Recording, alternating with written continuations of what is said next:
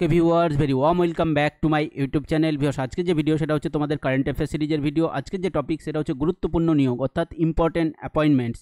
তো এই ভিডিওতে তোমাদের সামনে নতুন যে অ্যাপয়েন্টমেন্ট সেগুলো এমসিকিউ আকারে প্রেজেন্ট করব। So without any further delay let's learn together. তো তোমাদের প্রথমেই বলে দিই যে কারেন্ট অ্যাফেয়ার সিরিজের ফ্রি অফ কস্ট ভিডিওগুলো পাওয়ার জন্য তোমরা শুধু চ্যানেলটাকে সাবস্ক্রাইব করে রাখো, তাহলেই তোমরা ভিডিওর যে নোটিফিকেশান সেটা সময় মতো পেয়ে যাবে। তো চলো আমরা শুরু করি। তাহলে ফার্স্ট কোয়েশ্চেন দেখো, 2025 সালে ভারতীয় মহাকাশ গবেষণা সংস্থার নতুন চেয়ারম্যান কে হলেন? অর্থাৎ ইসরোর চেয়ারম্যান কে হলেন? দেখো, ইসরো হচ্ছে ইন্ডিয়ান স্পেস রিসার্চ অর্গানাইজেশন, যেটাকে বাংলাতে বলা হয় ভারতীয় মহাকাশ গবেষণা সংস্থা। তো এর যে চেয়ারম্যান তিনি হলেন ভি নারায়ণন।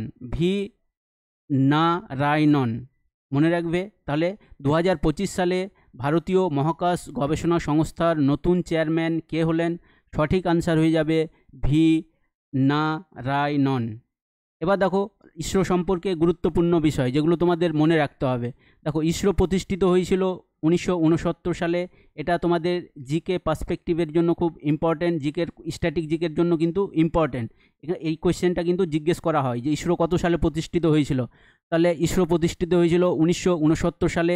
ইসরোর যে হেডকোয়ার্টার অর্থাৎ সদর দপ্তর সেটা হচ্ছে বেঙ্গালুরু অর্থাৎ কর্ণাটকে অবস্থিত। ডক্টর ভি নারায়ণন তিনি হচ্ছেন 11তম চেয়ারম্যান। তাহলে আবার কোয়েশ্চেনটা বলে দিচ্ছি, 2025 সালে ভারতীয় মহাকাশ গবেষণা সংস্থার নতুন চেয়ারম্যান কে হলেন? তিনি হলেন ভি নারায়ণন। নেক্সট কোয়েশ্চেন দেখো, ভারতের 52তম প্রধান বিচারপতি, ভারতের 52তম চিফ জাস্টিস, তাই তো, প্রধান বিচারপতি। তাহলে ভারতের 52তম প্রধান বিচারপতি হলেন ভূষণ রামকৃষ্ণ গাওয়াই। আমরা ইংলিশে পড়ে থাকি বি আর গাওয়াই, তাই তো, বি আর গাওয়াই। তো ভারতের 52তম প্রধান বিচারপতি হলেন ভূষণ রামকৃষ্ণ গাওয়াই। এবার দেখো, আমাদের যে প্রধান বিচারপতি তিনাকে নিয়োগ করেন আমাদের রাষ্ট্রপতি। তাহলে প্রধান বিচারপতিকে কে নিয়োগ করেন? আমাদের রাষ্ট্রপতি। দেখো আর কি কি জানার বিষয় আছে। এবার দেখো, ভারতের প্রথম প্রধান বিচারপতি কে ছিলেন? তাহলে ভারতের প্রথম প্রধান বিচারপতি ছিলেন এইচ জে কানিয়া। তো এখানে ফুল ফর্ম দেওয়া আছে। এইচ স্ট্যান্ডস ফর, দেখো, হরিলাল জেকিশোনান্স কানিয়া, তাই তো। তো আমরা এইচ জে কানিয়া পরে অভ্যস্ত, ঠিক আছে, এইচ জে কানিয়া। তাহলে ভারতের প্রথম প্রধান বিচারপতি ছিলেন এইচ জে কানিয়া। এবার আর কি মনে রাখার বিষয় আছে, এই যে ভূষণ রামকৃষ্ণ গাওয়াই তিনি হচ্ছেন ভারতের দ্বিতীয় দলিত বিচারপতি। তাহলে প্রথম দলিত বিচারপতি কে ছিলেন? তাহলে দেখো, ভারতের প্রথম দলিত বিচারপতি কে ছিলেন?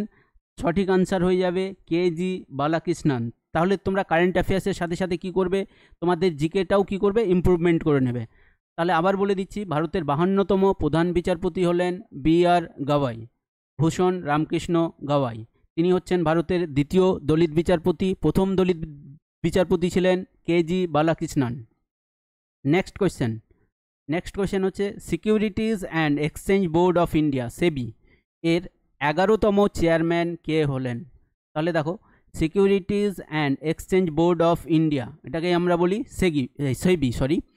সেবি, সংক্ষেপে বলি আমরা সেবি। এর 11তম চেয়ারম্যান কে হলেন? তাহলে এর সঠিক আনসার হয়ে যাবে তুহিন কান্ত পান্ডে। তাহলে তুহিন কান্ত পান্ডে হচ্ছেন সেবির বর্তমান চেয়ারম্যান। তাহলে বর্তমান চেয়ারম্যান হলেন তুহিন কান্ত পান্ডে। Next question. এবার দেখো, তোমরা কমেন্ট বক্সে জানাবে যে সেবি কবে প্রতিষ্ঠিত হয়েছিল,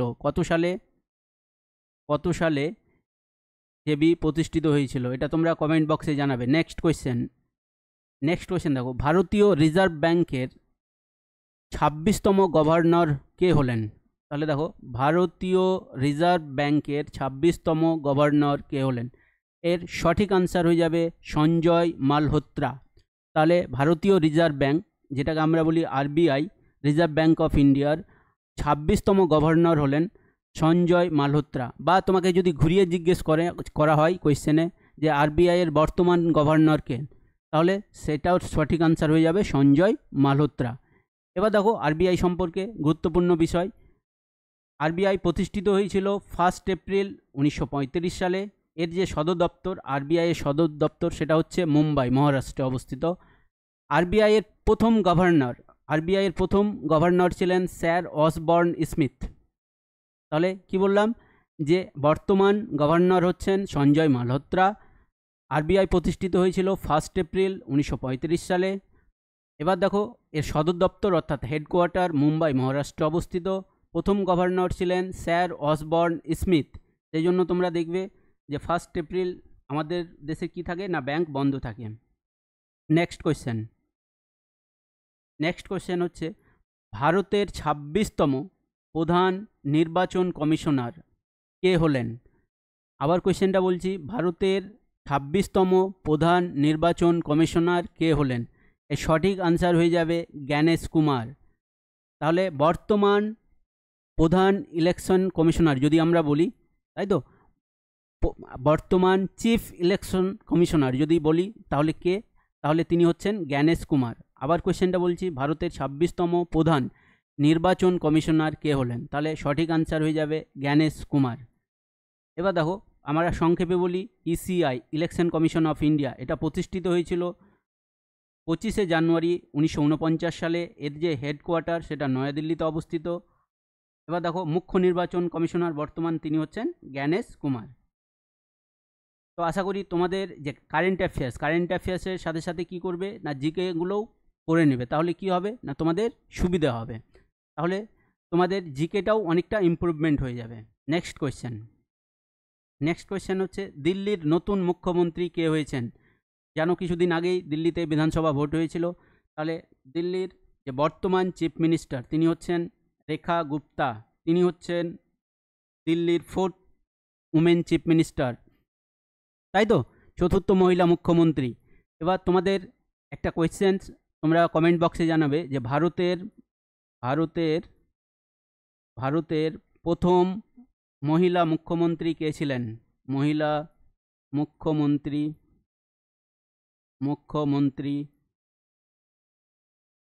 কে ছিলেন এটা তোমরা কমেন্ট বক্সে জানাবে, তাই তো। ভারতের প্রথম মহিলা মুখ্যমন্ত্রী কে ছিলেন? তাহলে আবার কোয়েশ্চেনটা বলে দিচ্ছি, দিল্লির নতুন মুখ্যমন্ত্রী কে হয়েছেন? তিনি হচ্ছেন রেখা গুপ্তা।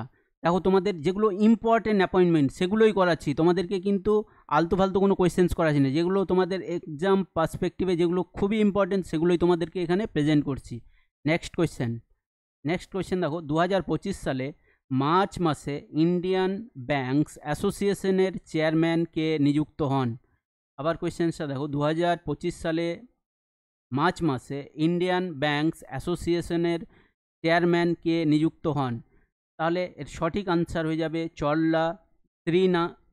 চল্লা শ্রীনিবাসুলু শেট্টি। আবার নামটা বলছি, চল্লা শ্রীনিবাসুলু শেট্টি। এখানে তোমরা ফটোটা দেখতেই পাচ্ছ। তাহলে আবার কোয়েশ্চেনটা বলছি, 2025 সালের মার্চ মাসে ইন্ডিয়ান ব্যাংকস অ্যাসোসিয়েশনের চেয়ারম্যান কে নিযুক্ত হন? তো সঠিক আনসার হয়ে যাবে চল্লা শ্রীনিবাসুলু শেট্টি। নেক্সট কোয়েশ্চেন হচ্ছে ভারতের খাদ্য কর্পোরেশন, যেটাকে এফসিআই বলি, ফুড কর্পোরেশন অফ ইন্ডিয়া। দেখো ভারতের খাদ্য কর্পোরেশন এর মুখ্য চেয়ারম্যান হিসাবে কাকে নিযুক্ত করা হয়েছে? তাই তো, তাহলে মুখ্য চেয়ারম্যান হিসাবে কাকে নিযুক্ত করা হয়েছে? তাহলে সঠিক আনসার হয়ে যাবে আশুতোষ অগ্নিহোত্রী।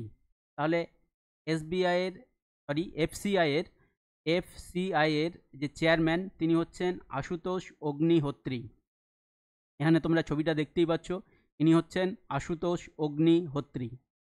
নেক্সট কোয়েশ্চেন দেখো, 2025 সালের মার্চ মাসে Indian national trust for conservation of art and cultural heritage, যেটাকে সংক্ষেপে বলা হয় INTACH, এর ফুল ফর্ম হচ্ছে Indian national trust for conservation of art and cultural heritage, এর চেয়ারম্যান হিসাবে কে নিযুক্ত হয়েছেন? তো দেখো এই সংস্থার কাজ হচ্ছে আমাদের যে কালচারাল হেরিটেজ সেগুলোর কী করা না, সংরক্ষণ করা। তো এর যে চেয়ারম্যান তিনি হলেন অশোক সিং ঠাকুর।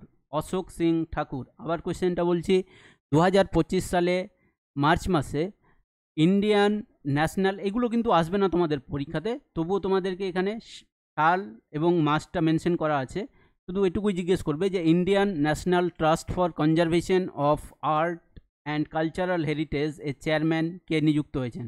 তিনি হলেন অশোক সিং ঠাকুর। নেক্সট কোয়েশ্চেন দেখো, জাতীয় মানবাধিকার কমিশন NHRC, তাই তো, ন্যাশনাল হিউম্যান রাইট কমিশন, এর চেয়ারম্যান কে হলেন? তাহলে দেখো ভি রামা সুব্রমণম, তিনি হলেন ভারতীয় মানবাধিকার কমিশনের নতুন চেয়ারম্যান।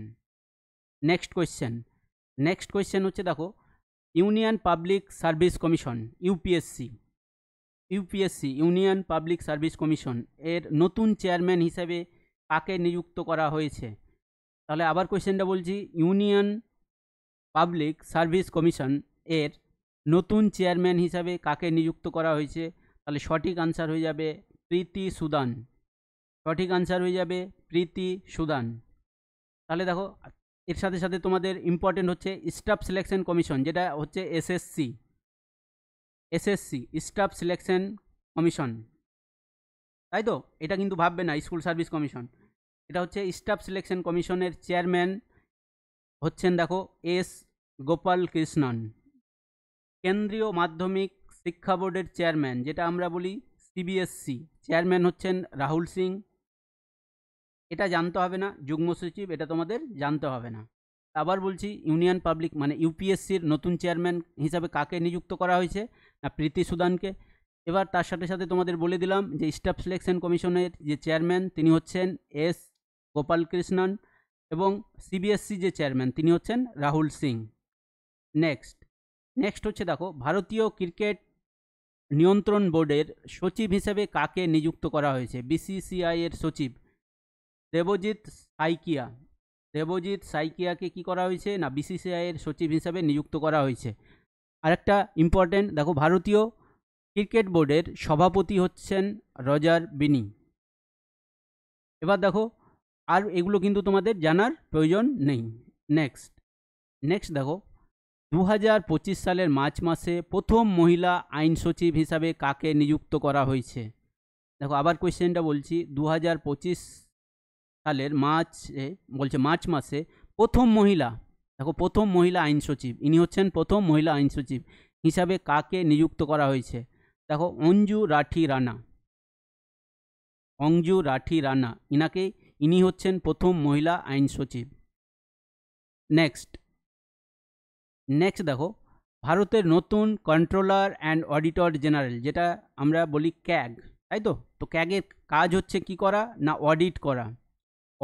কি অডিট করে ক্যাগ অডিট করে সরকার যে পাবলিক মানি খরচ করে, তাই তো, সরকারি যে খাজানা থেকে যে খরচ করে সেটার কি করা হয়? না ক্যাগ অডিট করে দেখে যে সরকার যে খরচ করেছে তার লিগ্যালিটি চেক করে। তাহলে দেখো, এটা ভারতীয় সংবিধানের 148 নংয়ে ক্যাগের কথা বলা হয়েছে, এটা হচ্ছে কনস্টিটিউশনাল পোস্ট। তাহলে ক্যাগের যে চেয়ারম্যান তাকে নিয়োগ করেন কে? না নিয়োগ করেন আমাদের রাষ্ট্রপতি। সময়কাল হচ্ছে 6 বছর অথবা 65 বছর, যেটা আগে হবে সেটাই। তাহলে দেখো, ভারতের নতুন কন্ট্রোলার অ্যান্ড অডিটর জেনারেল কে হলেন? তাহলে এর সঠিক আনসার হয়ে যাবে সঞ্জয় মূর্তি। তাহলে দেখো, এই হচ্ছে তোমাদের ইম্পর্টেন্ট যেগুলো অ্যাপয়েন্টমেন্টস 2025 সালে যেগুলো হয়েছে, এগুলোই হচ্ছে তোমাদের জন্য ইম্পর্টেন্ট। এর থেকে আর তোমাদের বেশি কিছু পড়তে হবে না। এবার নেক্সট মান্থে যেগুলো ইম্পর্টেন্ট অ্যাপয়েন্টমেন্ট হবে তোমাদেরকে আবার ভিডিওর মাধ্যমে তোমাদেরকে